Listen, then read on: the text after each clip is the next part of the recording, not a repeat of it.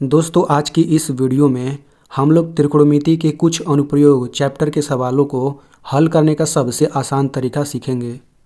अगर आप मैथ में कमज़ोर हैं या फिर ये चैप्टर आपको एकदम समझ नहीं आता तो कोई भी दिक्कत वाली बात नहीं है, क्योंकि इस वीडियो में मैंने एकदम आसान भाषा में चीज़ों को समझाया है और एकदम बेसिक से समझाया है।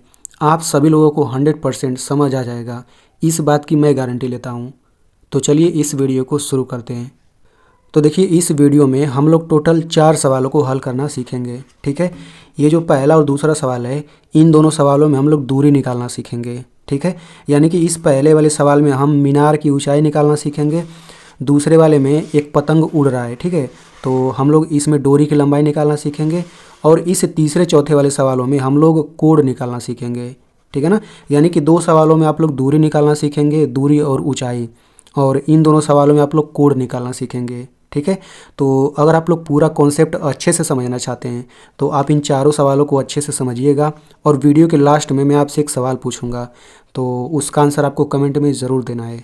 ठीक है, तो देखिए पहला सवाल क्या है। पहला सवाल बोला गया है भूमि के एक बिंदु से, यानी भूमि पर एक बिंदु है, वहाँ से जो मीनार के पाद बिंदु से 30 मीटर की दूरी पर है, यदि मीनार के शिखर का उन्नयन कोण 30 अंश है तो मीनार की ऊंचाई ज्ञात कीजिए। ठीक है, तो सबसे पहले यहाँ पर देखिए चित्र आपको बनाना अच्छे से सीखना है। पहली बार तो चित्र बनाना आना चाहिए आपको, तो मैं आपको अच्छे से सिखाऊंगा। ठीक है, तो देखिए यहाँ पर ये जो नीचे रेखा दिखा है ये भूमि है। ठीक है, हमेशा आपको भूमि ऐसे ही बना लेना है और यहाँ पर जो ये सीधा खड़ा हुआ है ये मीनार है। इतना आपको समझ आ गया। ठीक है, अब यहाँ पर देखिए क्या बोला है, मीनार के पाद बिंदु से, तो हमें समझना पड़ेगा कि पाद बिंदु क्या है। तो देखिए ये मीनार है ना, तो मीनार का निचला हिस्सा, इसको हम लोग मीनार का पाद बिंदु बोलते हैं। मीनार का पाद बिंदु, पाद का मतलब पैर होता है, तो भाई मीनार का पैर यही तो है, तो हम इसको मीनार का पाद बिंदु भी बोलते हैं, इसको आधार भी बोलते हैं मीनार का, और इसको हम क्या बोलेंगे, मीनार का शिखर बोलेंगे या मीनार का शीर्ष बोलेंगे। समझ में आ गया ना। ठीक है, अब यहाँ पे सवाल पढ़ते हैं। तो क्या बोला है, भूमि के एक बिंदु से, यानी कि ये हो गया भूमि और भूमि पर एक बिंदु हम लोग यहाँ पे ले लेते हैं। अब इसी बिंदु से क्या बोला है, जो मीनार के पाद बिंदु से 30 मीटर की दूरी पर है, यानी जिस बिंदु की बात कर रहा है वो बिंदु मीनार के पाद बिंदु से 30 मीटर की दूरी पर है। यानी कि ये वाला जो बिंदु है ना, मीनार के पाद बिंदु से 30 मीटर की दूरी पर है, यानी यहाँ और यहाँ के बीच की दूरी आपका कितना हो गया, 30 मीटर है। ये आपके सवाल में दिया हुआ है। ठीक है, आगे पढ़ते हैं। तो भूमि के एक बिंदु से, और वही बिंदु मीनार के पाद बिंदु से 30 मीटर की दूरी पर है, उसी बिंदु से मीनार के शिखर का उन्नयन कोण 30 अंश है, यानी इसी बिंदु से मीनार के शिखर का उन्नयन कोण 30 अंश है, यानी इन दोनों को हम लोग मिलाएंगे। तो चलिए हम लोग यहाँ पे मिला लेते हैं इसको।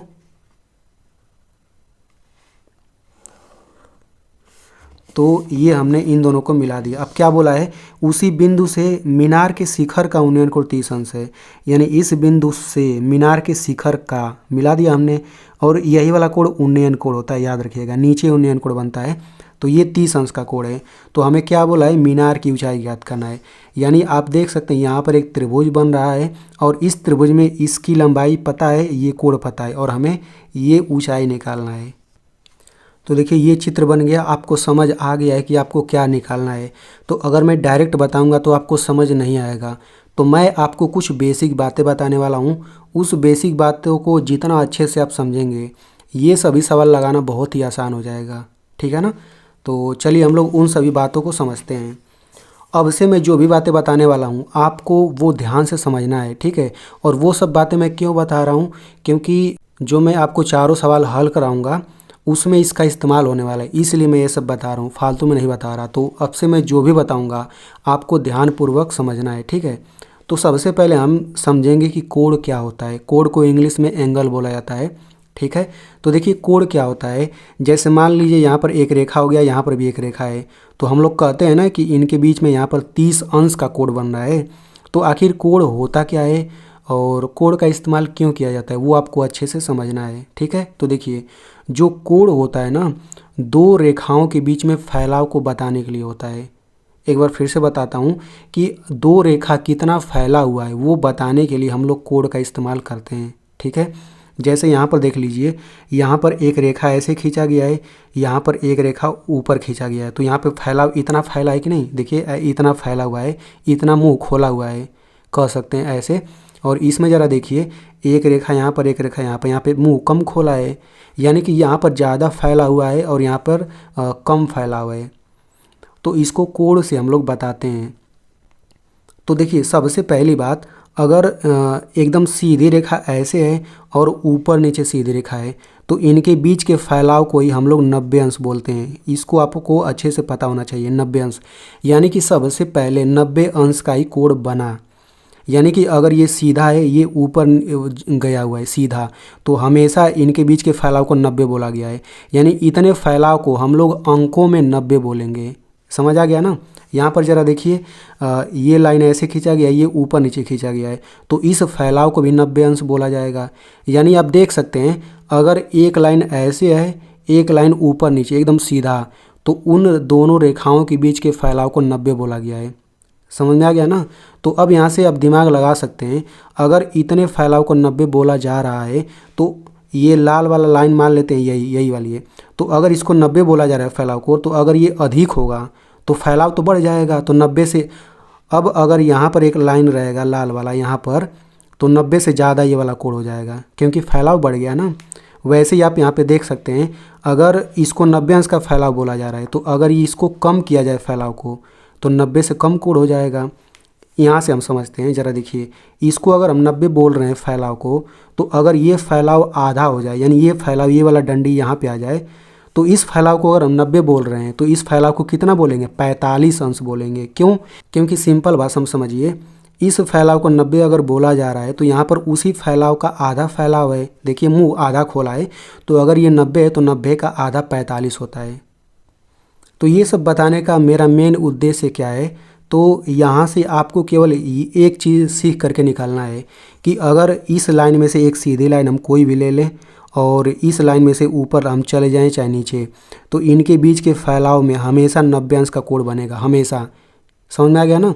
तो अगर ये फैलाव अगर कम हो रहा है, मान लीजिए यहाँ पर फैलाव आ गया, तो अब ये वाला कोण 90 से कम हो गया है, 80 हो सकता है, 70 हो सकता है, लेकिन 90 से तो कम ही होगा। लेकिन अगर ये वाला लाइन यहाँ ना जा करके यहाँ पे चला जाए, तो ये पूरा जो होगा ना 90 से ज़्यादा हो जाएगा। बस आपको यही समझना है बस। तो आप समझ गए होंगे कि कोण क्या होता है और इस्तेमाल कहाँ किया जाता है। अब हम लोग समझते हैं समकोण त्रिभुज क्या होता है। तो देखिए, समकोण त्रिभुज को इंग्लिश में राइट एंगल ट्रायंगल कहा जाता है, ठीक है। तो समकोण त्रिभुज क्या होता है, तो ज़रा देखिए, इसका परिभाषा ध्यान से सुनिए। इसका परिभाषा ये है कि अगर किसी त्रिभुज के अंदर तीनों कोणों में से अगर एक कोण 90 अंश का हो जाए, तो उस त्रिभुज को हम लोग समकोण त्रिभुज कहते हैं। तो देखिए, कोई भी आप त्रिभुज खींचेंगे, जैसे ये त्रिभुज खींचा गया है, तो उसके अंदर 3 कोण बनता है। सबसे पहले मान लीजिए त्रिभुज ये खींचा गया है, तो एक कोण यहाँ पर बनेगा, क्योंकि एक रेखा यहाँ पर, एक रेखा यहाँ पर है, तो यहाँ पर इस कोण को हम नाप सकते हैं। यानी कि त्रिभुज के अंदर 3 कोण तो बनेगा, हमेशा बनेगा, ठीक है ना। तो समकोण त्रिभुज किसे कहते हैं? जिस त्रिभुज के अंदर तीनों कोणों में से एक कोण 90 अंश का हो जाए, 90 अंश, उस त्रिभुज को हम लोग समकोण त्रिभुज कहते हैं, ठीक है ना।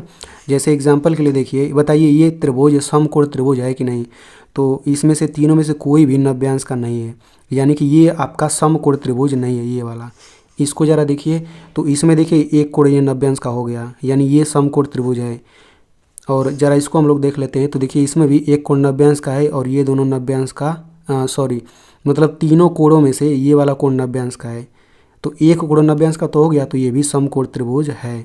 आपको समकोण त्रिभुज पहचानना बहुत ही अच्छे से आना चाहिए, क्योंकि पूरा त्रिकोणमिति इसी पर आधारित है, समकोण त्रिभुज पर ही। अगर ये समकोण त्रिभुज नहीं होता तो समझिए त्रिकोणमिति चैप्टर ही नहीं होता, ठीक है ना। तो अब इसमें हमें और चीज़ समझ लेते हैं अच्छे से। समकोण त्रिभुज के अंदर एक कोण 90 अंश का तो कन्फर्म रहेगा।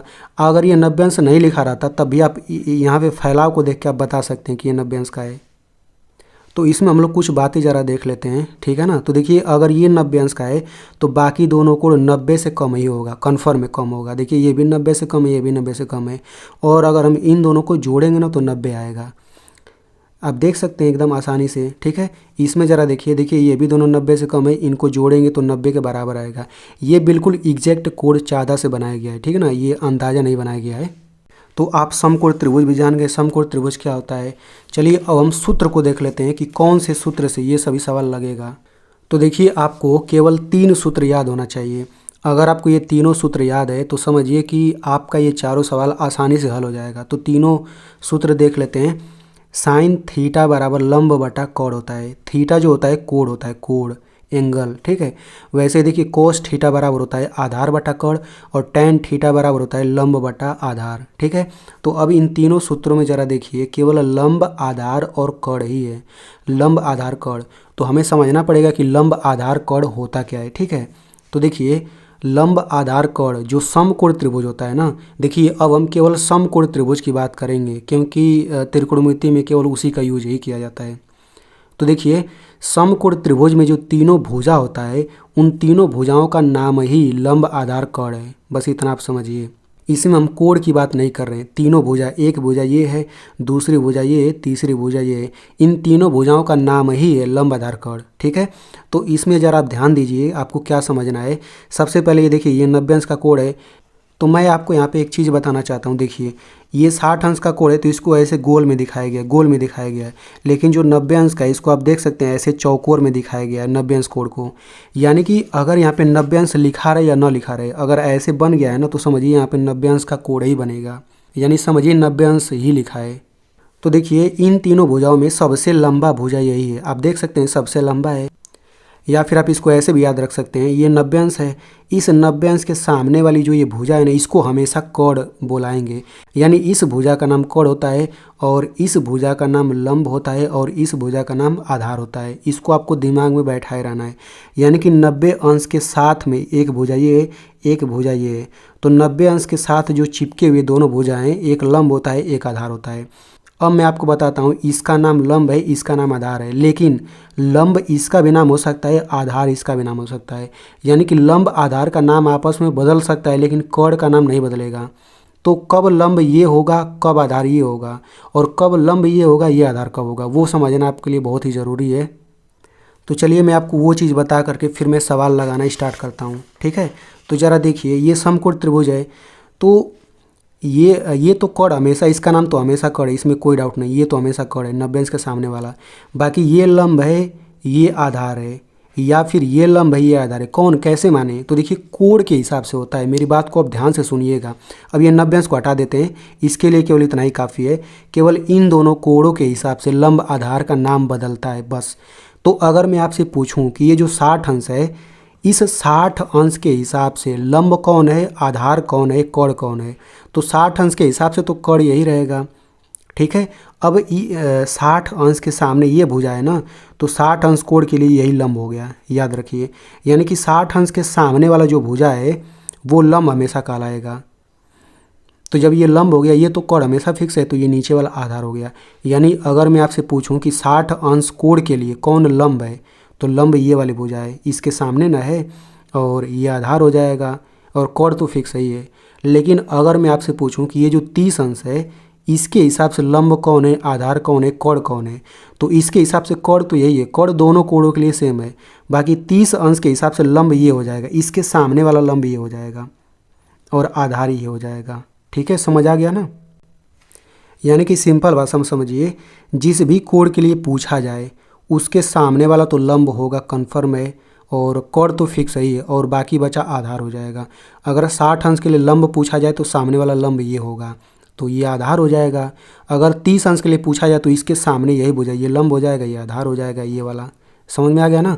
अब चलिए हम सवालों को हल करेंगे। अब देखिए कितना आसानी से सवाल हल होगा। तो हमारा यही सवाल था, ठीक है। ये वाला कोण 30 अंश का है और यहाँ से लेकर यहाँ तक ये 30 मीटर की दूरी है। हमसे पूछा क्या है, मीनार की ऊंचाई पूछा है, तो मीनार यही ऊंचाई, इसी की ऊंचाई निकालना है ना, तो इसको हम लोग h मान लेते हैं। माना मीनार की ऊंचाई h मीटर है, ठीक है। जो भी चीज़ आपसे पूछा गया उसको आप मान लीजिए। ज़रूरी नहीं है कि हम लोग इसको h ही माने, हम लोग इसको x भी मान सकते हैं, ठीक है। अब ज़रा देखिए ये धरती है और ये मीनार है, तो मीनार तो हमेशा सीधा खड़ा होता है, तो जब सीधा खड़ा होगा तो ये 90 अंश का कोण नहीं बनेगा, बिल्कुल बनेगा, ठीक है ना। अब ये आपका समकोण त्रिभुज हो गया है। अब मैं आपको एक ऐसी बात बताने वाला हूँ कि वो आपको दिमाग में हर बार बैठाए रहना है, ठीक है, ठीक है। तो मैं क्या बताने वाला हूँ ज़रा ध्यान से सुनिए कि कोई भी समकोण त्रिभुज हो, अगर उस त्रिभुज के अंदर आपको एक कोण मालूम है और तीनों भुजाओं में से एक भुजा की लंबाई मालूम है, तो आप लोग बाकी जो दोनों भुजा है उसकी लंबाई निकाल सकते हैं।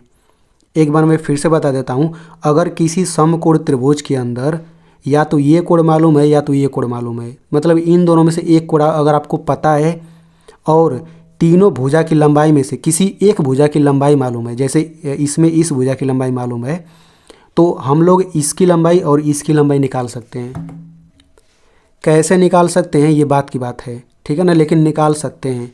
तो जो कोण दिया है उसके हिसाब से हम लोग तीनों भुजा का नाम रख लेते हैं, उसके बाद हम लोग सूत्र लगाएंगे। तो ये जो 30 अंश है इसके सामने भुजा कौन है, ये, तो यही लंब हो जाएगा, इस यानी कि इस भुजा का नाम लंब हो जाएगा, ठीक है ना। तो जब ये लंब है और ये तो कोण भाई फिक्स ही है, ठीक है, और ये नीचे वाला क्या हो जाएगा, नीचे वाला ये हो जाएगा आधार। समझ में आ गया। अब इसमें कौन सा सूत्र लगाएं, ये जो हमने तीनों सूत्र देखा था इसमें से कौन सा सूत्र लगेगा। तो अब मेरी बात को ध्यान से सुनिएगा कि जो लंबाई दिया है देखिए वो क्या है, तो जो लंबाई दिया है 30 मीटर वो आधार है, और जो हमें निकालना है वो क्या है, वो लंब है। यानी कि लंब और आधार वाला फार्मूला आपको लगाना है। तो देखिए इसमें से लंब आधार किस में आ रहा है, देखिए लंब और आधार इस वाले में आ रहा है, यानी tan का ही सूत्र हम लोग लगाएंगे, ठीक है। तो चलिए tan वाला सूत्र लगा देते हैं। तो यहाँ पर ये हो जाएगा tan। अब देखिए थीटा यहाँ था, थीटा की जगह कोण होता है, तो हम लोग इसी कोण के हिसाब से चल रहे हैं ना, तो ये 30 अंश हो जाएगा। इसका सूत्र क्या होता है, लंब बटा आधार। बस इतना हो गया। अब इसी में सभी का मान रखिए। तो देखिए tan 30 अंश का मान क्या होता है, इसी सारणी में देखकर आप लोग बताइए। तो tan 30 अंश का मान होता है 1/√3। चूँकि यहाँ पर तो मैं आपको सारणी दिखा दे रहा हूँ, लेकिन पेपर में आपको नहीं दिया जाएगा, आपको याद करना होगा, ठीक है। तो आप लोग याद कर लीजिएगा। तो ये हो जाएगा बराबर लंब, लंब क्या है भाई, लंब तो यहाँ पे मैंने h बोला, तो यहाँ पर h हो जाएगा। फिर बटा आधार क्या है, आधार तो 30 है, तो यहाँ पर 30 लिख लीजिए। अब इतना हो गया। अब यहाँ से आसानी से आपका h निकल जाएगा। तो देखिए बराबर की इधर एक ही बटा है, बराबर की इधर भी एक ही बटा है। तो जब बराबर के दोनों तरफ एक एक बटा होता है ना, तो हम लोग सिंपल सा नियम लगाते हैं, ऐसे क्रॉस में गुणा कर देते हैं। हम लोग इन दोनों का गुणा करेंगे, तो इन दोनों का गुणा करके √3h आ जाएगा, फिर बराबर लगा देंगे। अब हम ऐसे गुणा करेंगे, तो 1 और 30 का गुणा करेंगे तो ये 30 आ जाएगा। तो ये नियम होता है, हमेशा हम लोग ये नियम लगा सकते हैं। अगर बराबर की इधर एक बटा है और बराबर की इधर, तो हम लोग तिरछा गुणा करके ऐसे लिख सकते हैं। अब हमें तो h न चाहिए भाई, तो बराबर की इधर h को अकेला करिए, √3 को उधर भेजिए बराबर के, तो यहाँ से हो जाएगा h बराबर 30। अब चूंकि यहाँ पर ये गुणा है ना, तो √3 को बराबर के दूसरी ओर भेजेंगे तो वो नीचे जाएगा, गुणा का भाग में जाता है, तो ये आपका हो जाएगा √3 नीचे आ जाएगा। अब बहुत लोग इसी को आंसर बोलेंगे, जो कि गलत है। मैं आपको बताता हूँ, अगर बटा के नीचे अगर रूट आपको दिखेगा, तो बटा के नीचे रूट अगर रहता है तो रूट नहीं रहना चाहिए नीचे, उसको हटा दीजिए। लेकिन हटाना, डायरेक्ट हटा नहीं देना है, उसका नियम होता है, मैं आपको बताऊंगा। तो कभी भी अगर आपको बटा के नीचे रूट दिखे तो हमें रूट को हटाना होता है। अब कैसे हटाना होता है, उसी को हम लोग बोलते हैं हर का परिमेयकरण, ठीक है। तो ज़रा एक नियम आप सीख लीजिए। अगर मैं आपसे पूछूं √3 और √3 इनका गुणा करेंगे तो क्या आएगा, इनका गुणा करेंगे तो 3 आएगा। अगर मैं आपसे पूछूं √4 और √4 इन दोनों का गुणा करेंगे तो क्या आएगा, तो 4 आएगा, ठीक है। वैसे ही यानी आप देख सकते हैं, अगर रूट के अंदर सेम संख्या है तो गुणा करके वही संख्या आ जाता है। √4 है तो गुणा करके 4 आ जाता है, ठीक है। तो अगर हम लोग नीचे √3 से गुणा कर दें तो भाई ये 3 हो जाएगा, रूट तो हट गया आसानी से। लेकिन हमने नीचे √3 से गुणा किया है तो हमें ऊपर भी गुणा करना पड़ेगा, ताकि इस पूरे मान में कोई परिवर्तन ना हो, ठीक है। अब हम क्या करेंगे, सिंपल, इसी को हर का परिमेयकरण करना बोलते हैं। तो ऊपर हो जाएगा 30 √3 गुणा करेंगे तो, और नीचे गुणा करेंगे तो ये हो जाएगा 3। अब आप देख सकते हैं कि बटा के नीचे से रूट हट गया है। रूट ऊपर चल सकता है लेकिन बटा के नीचे रूट नहीं होना चाहिए, किसी भी कीमत पर नहीं होना चाहिए। तो अब हम यहाँ से अब आसानी से आंसर बता सकते हैं। अब देखिए इसमें रूट नहीं है, इसमें भी रूट नहीं है, ये बिना रूट वाला है, तो इनको तो हम काट सकते हैं। तो काट दीजिए, 3 दाह पे 30, 3 दाह पे 30, तो ये हो जाएगा 10 √3।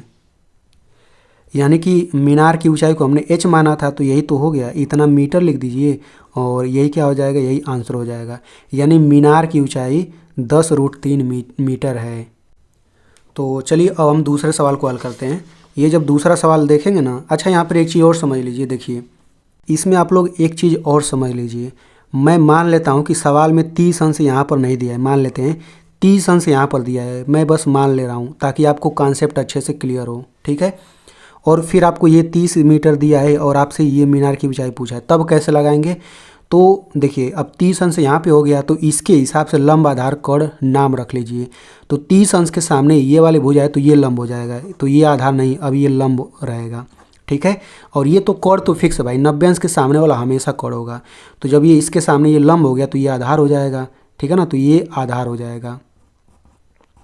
अब देखिए हम सूत्र कौन सा लगाएंगे, तो देखिए ज़रा ध्यान से, हमें जो दिया है लंबाई वो लंब है, हमें जो निकालना है वो आधार है। तो लंब और आधार वाला सूत्र हम लोग लगाएंगे। तो लंब आधार से रिलेटेड tan a वाला फार्मूला होता है, यानी हम फार्मूला यही लगाएंगे, ठीक है। बस हम लोग क्या करेंगे, tan 30 अंश का सूत्र ये लिख दिया हमने, और लंब के जगह क्या लिखेंगे, लंब आपका क्या है 30 है, तो ये 30 हो जाएगा, बटा आधार क्या है, आधार आपका h हो जाएगा। यानी अब ये ऐसे हो जाएगा, फिर आप लोग ऐसे ही लगा लेंगे, आंसर दूसरा आएगा इस तरह से। लेकिन आपको मुझे कॉन्सेप्ट सिखाना था तो आप लोग सीख चुके हैं। तो चलिए अब हम इस दूसरे सवाल को हल करते हैं, ठीक है। तो सबसे पहले हम लोग सवाल पढ़ते हैं। सवाल में क्या बोला है कि भूमि से 60 मीटर की ऊंचाई पर एक पतंग उड़ रहा है, ठीक है, चाहे उड़ रही है। तो भूमि से 60 मीटर की ऊंचाई पर एक पतंग उड़ रही है। पतंग में लगी डोरी को भूमि के एक बिंदु से बांध दिया गया है। भूमि के साथ डोरी का झुकाव 60 अंश है।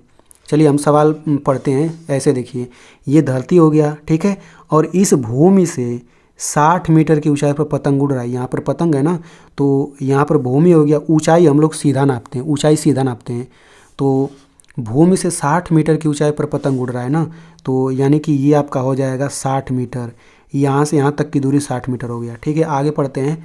पतंग में लगी डोरी को भूमि के एक बिंदु से बांध दिया गया है। तो देखिए पतंग उड़ रहा है, तो ये वाला डोरी हो गया, ये डोरी हो गया। इसी डोरी को भूमि पर एक बिंदु है उसी जगह बांधा गया है, तो मान लेते हैं यहीं पे बांध दिया गया है। जरा देखिए, पतंग में लगी डोरी को भूमि के साथ एक बिंदु से बांध दिया गया है। अब क्या बोला है कि भूमि के साथ डोरी का झुकाव 60 अंश है, यानी कि भूमि के साथ ये जो डोरी है उसका झुकाव 60 अंश है, यानी कि ये 60 अंश है। अब यहाँ पे देखते हैं क्या बोला है। बोला है कि यह मानकर कि डोरी में कोई ढील नहीं है, यानी कि ये जो डोरी है ना वो एकदम टाइट है। डोरी की लंबाई ज्ञात कीजिए। यानी कि आप देख सकते हैं ये भी समकोण त्रिभुज हो गया, क्योंकि ये कोण 90 अंश का है और इस भुजा का लंबाई 60 मीटर है और ये वाला कोण 60 अंश का दिया हुआ है। यानी कि मैंने आपको शुरू में क्या बताया था, मैंने आपको शुरू में बताया था कि कोई भी समकोण त्रिभुज हो, अगर आपको एक कोण पता है और तीनों भुजा में से एक भुजा की लंबाई मालूम है, तो आप बाकी दोनों भुजा की लंबाई निकाल सकते हैं। यानी हम इसका भी लंबाई निकाल सकते हैं, इसका भी लंबाई निकाल सकते हैं, लेकिन हमको निकालना कौन सा है, हमें तो ये निकालना है ना, बिल्कुल। तो हम इसको मान लेते हैं कि माना, आप चाहें तो लिख सकते हैं कि माना डोरी की लंबाई x मीटर है, आप लोग लिख ही लेंगे। तो ये हो गया। अब यहाँ पे जो कोण दिया है, कोण के हिसाब से लंब आधार कर्ण नाम रख लेते हैं, ठीक है। तो 90 अंश के सामने ये तो कोण हमेशा रहेगा, इसमें कोई डाउट नहीं। बाकी लंब आधार क्या नाम रहेगा, तो इस कोण के सामने ये वाली भुजा है, तो ये आपका क्या पड़ेगा नाम, लंब, ठीक है। और बाकी ये क्या हो जाएगा, नीचे वाला हो जाएगा आधार। अब आपको कौन सा सूत्र लगाना है, तो मैंने आपको क्या बताया था, मैंने आपको बताया था कि जो दिया हुआ है वो क्या है, लंब, जो निकालना है वो क्या है, कर्ण। तो लंब और कर्ण वाला सूत्र लगाइए। तो सूत्र में ज़रा देख लेते हैं, लंब और कर्ण किस में है, साइन में, यानी साइन वाला ही सूत्र लगाएंगे। साइन थीटा बराबर लंब बटे कर्ण, इसी से आंसर आ जाएगा, तो लगा दीजिए। तो ये हो जाएगा साइन थीटा की जगह भाई यही 60 अंश लेंगे ना, साइन 60 अंश बराबर सूत्र क्या था, लंब बटा कर्ण। तो ये हो जाएगा लंब बटा में कर्ण। बस अब साइन 60 अंश का मान लिख लेते हैं। तो आप लोग सारणी याद कर लीजिएगा।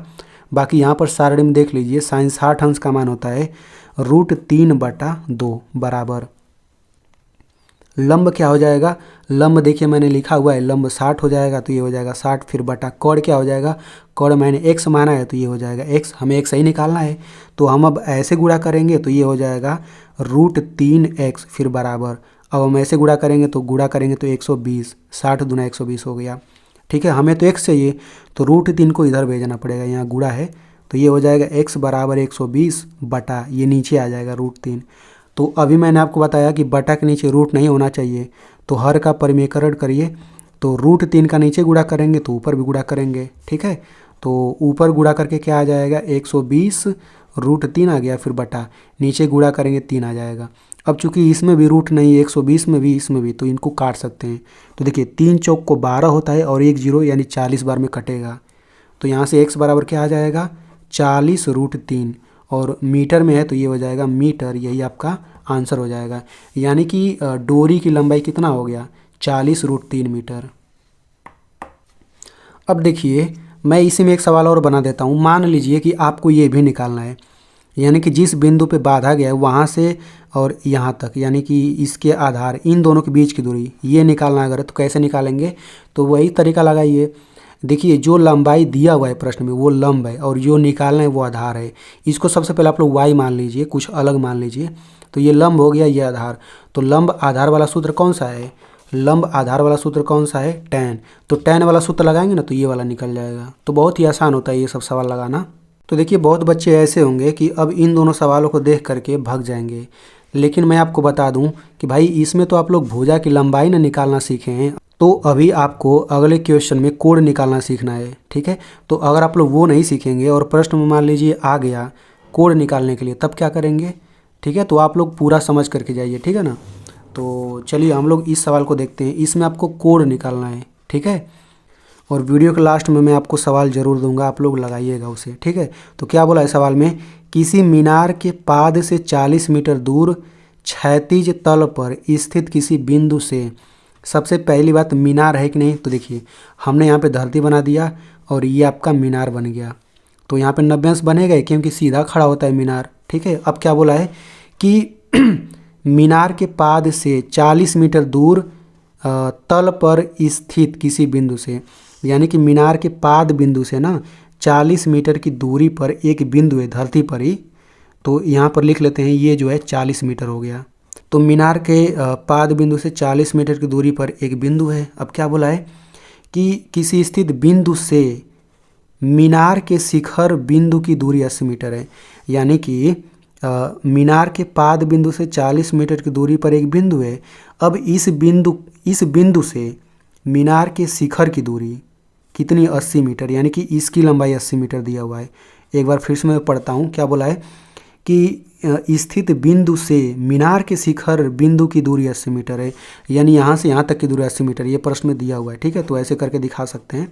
हमसे क्या बोला है, उस बिंदु से मीनार के शिखर का उन्नयन कोण, भाई यही बिंदु है ना, तो इस बिंदु से मीनार के शिखर का उन्नयन कोण, तो यही वाला उन्नयन कोण होता है नीचे वाला, ठीक है। तो यही आपको निकालना है। तो इसको हम लोग थीटा मान लेते हैं, कोण को हम लोग थीटा ही मानते हैं अक्सर। तो देखिए ये भी कोण निकालना बहुत ही आसान है। सबसे पहली बात ये जो कोण हो गया इसके हिसाब से लंब आधार कोण देख लेते हैं। तो देखिए 90 अंश के सामने वाला ये तो हमेशा कोण इसका नाम होगा, ठीक है। अब जो ये कोण दिया हुआ है इसके सामने ये वाला भुजा, इसका नाम क्या हो जाएगा, लंब हो जाएगा, ठीक है ना। और ये जो नीचे है इसका नाम क्या हो जाएगा, ये आपका हो जाएगा आधार हो जाएगा, ठीक है। तो इसमें दो भुजा की लंबाई दिया हुआ है, तो दोनों भुजा की लंबाई को देख लेते हैं। ये भुजा का लंबाई आधार है, ये भुजा का लंबाई कोण है। तो आधार और कोण किस सूत्र में आता है वही सूत्र लगेगा, ठीक है ना। तो ज़रा देख लेते हैं, आधार और कोण इस वाले सूत्र में आ रहा है, यानी कोस वाला सूत्र लगेगा यहाँ पर, ठीक है। तो यहाँ पर सबसे पहले हम लोग सूत्र लिख लेते हैं। ये हो जाएगा कोस थीटा बराबर आधार बटा कोण, आधार बटा कोण, ठीक है। तो यहाँ पर थीटा की जगह तो थीटा ही रहेगा, तो कोस थीटा बराबर हो जाएगा आधार, आधार क्या है भाई 40, फिर बटा कोण क्या है, कोण 80 है, तो यहाँ पर ये हो जाएगा 80। अब जो ये भिन्न है इसको हमें काट के छोटा करना होता है, ठीक है। देखिए ये दोनों आराम से कट जाएगा, 40 एकम 40, 40 दूना 80, 40 एकम 40, 40 दूना 80, 40 का पहाड़ा पढ़ रहे हैं हम लोग। तो यहाँ से आप लोग देख लीजिए कोस थीटा बराबर क्या आ गया 1/2। तो हमें तो कोण निकालना है, कोण निकालना है। तो देखिए यहाँ पर ये हो जाएगा कोस थीटा बराबर, अब चूंकि यहाँ पे कोस है ना तो हम देखेंगे कोस कितने अंश का मान 1/2 होता है। तो देखिए यहाँ पर कोस थीटा बराबर 1/2 है, ठीक है। तो हमें तो थीटा निकालना है, तो हम लोग देखेंगे कि कोस कितने अंश का मान 1/2 होता है। तो जो ये सारणी आपको दिखाई दे रहा है उसमें आप लोग देखिए कोस कितने अंश का मान 1/2 होता है। तो आप लोग देखेंगे कि कोस 60 अंश का मान 1/2 होता है।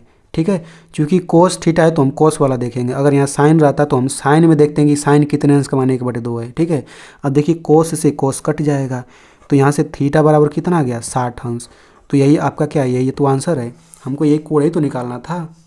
तो देखिए कोण भी निकालना कितना आसान है। चलिए हम लोग इस लास्ट सवाल को हल करते हैं और इस सवाल को हल करने के बाद मैं आपको सवाल दूंगा तो आपको उसे ज़रूर हल करना है भाई, तभी तो मुझे पता चलेगा कि आपको समझ आया है या फिर नहीं आया है। ठीक है, तो चलिए सवाल ये देख लेते हैं। यहाँ पर बोला गया है एक स्तंभ की ऊंचाई, स्तंभ मतलब खंभा, एक स्तंभ की ऊंचाई 30 मीटर है। ठीक है, तो सबसे पहले ये धरती हो गया और ये खंभा हो गया और यहाँ 90 अंश तो बनेगा क्योंकि सीधा खंभा खड़ा होता है। तो इसका ऊंचाई कितना है 30 मीटर, तो ये हो जाएगा 30 मीटर। ये हो गया खंभे की ऊंचाई। ठीक है, और ज़मीन पर इसकी छाया की लंबाई भी 30 मीटर है। यानी यहाँ पर अगर सूर्य है तो ज़रा देखिए छाया कैसे बनता है। ये हो गया नीचे धरती और यहाँ पर हो गया ये स्तंभ। तो यहाँ पर अगर सूर्य है तो यहाँ से रोशनी आएगा और ऐसे सीधे आएगा यहाँ से रोशनी। तो यहाँ से लेकर यहाँ तक यही तो परछाई बनेगा। अगर मान लेते हैं सूर्य अगर यहाँ पर आता, यहाँ पे मान लेते हैं, तो यहाँ से रोशनी जाता, यहाँ से ऐसे करके ऐसे सीधे जाता और फिर इतना बड़ा परछाई बनता है यहाँ से लेकर यहाँ तक। समझ में आया कि नहीं बात? तो सूर्य यहाँ पर है तो परछाई इतना बनेगा। क्या बोला है? सूर्य का उन्नयन कोण। तो भाई इसी को हम लोग सूर्य का उन्नयन कोण बोलते हैं। ठीक ना, इसको आप लोग हमेशा याद रखिए। इसमें तो सूर्य का उन्नयन कोण पूछा है। किसी किसी सवाल में उन्नयन कोण दिया जाता है और आपको मीनार की ऊंचाई दे दिया जाएगा और परछाई पूछ लिया जाएगा, या परछाई दे दिया जाएगा ये पूछ लिया जाएगा। तो कोई दिक्कत नहीं, हम लोग आसानी से लगा सकते हैं। क्या बोला है? स्तंभ की ऊंचाई 30 मीटर है और ज़मीन पर इसकी छाया की लंबाई भी 30 मीटर है। तो छाया यही तो है, तो छाया की लंबाई भी तो 30 मीटर है, यानी यहाँ से यहाँ तक बस। तो हमसे सूर्य का उन्नयन कोण पूछा है तो यही वाला कोण उन्नयन कोण होता है सूर्य का। ठीक है, जो मैंने चारों सवाल लगाया उनको अगर पेपर में आता है तो आपको चित्र ऐसे बना लेना, नहीं तो गलत सवाल हो जाएगा। ठीक है, तो चलिए इस सवाल को लगाते हैं। तो जो कोण निकालना है उसके हिसाब से लंब आधार कोण नाम रख लेते हैं। तो 90 अंश के सामने ये तो हमेशा इसका नाम कोण ही रहेगा। ठीक है ना, और इसके सामने ये लंब हो जाएगा और बाकी बचा ये तो आधार हो जाएगा। ठीक है, तो जो दोनों भुजा दिया है, क्या दिया है? लंब आधार दिया है। तो लंब आधार वाला सूत्र क्या होता है भाई? लंब आधार वाला सूत्र tan थीटा होता है। तो tan थीटा बराबर सूत्र हो जाएगा लंब बटा आधार। तो यहाँ पर हो जाएगा tan थीटा बराबर लंब, लंब क्या है भाई? लंब हो जाएगा 30 बटा आधार क्या है? आधार भी 30 ही है। तो जब बटा के ऊपर और नीचे सेम संख्या रहे तो कट के 1 आता है, यानी कि यहाँ पर हो जाएगा tan थीटा बराबर 1। ठीक है ना, इतना आ गया। अब चूंकि यहाँ पे tan थीटा है, हमें तो थीटा का मान ही तो चाहिए। तो देखेंगे tan कितने अंश का मान 1 होता है? तो मेरे भाई tan 45 अंश का मान 1 होता है। आप सारणी से देख सकते हैं। तो tan से tan यहाँ पे कट जाएगा तो यहाँ से थीटा बराबर कितना आ गया? थीटा बराबर 45 अंश। यही आपका आंसर है। तो चलिए अब मैं आपको सवाल दे देता हूँ। ठीक है, तो ये जो सवाल आपको दिख रहा है इस सवाल को लगा करके आपको इसका आंसर कमेंट में ज़रूर मुझे बताना है। और मैं आपसे एक छोटा सा रिक्वेस्ट करना चाहता हूँ कि आप लोग इस वीडियो को अपने दोस्तों में भी भेज दीजिए, क्योंकि उनको भी फ़ायदा हो जाएगा। और मेरी मेहनत के लिए इस वीडियो को एक लाइक कर दीजिए। ठीक है, इसमें क्या करना है आप लोग देख सकते हैं। यहाँ पर सूर्य का उन्नयन कोण दिया गया है और यहाँ पर स्तंभ है, उसकी छाया की लंबाई दिया है। आपको स्तंभ की ऊंचाई निकालना है। ठीक है ना।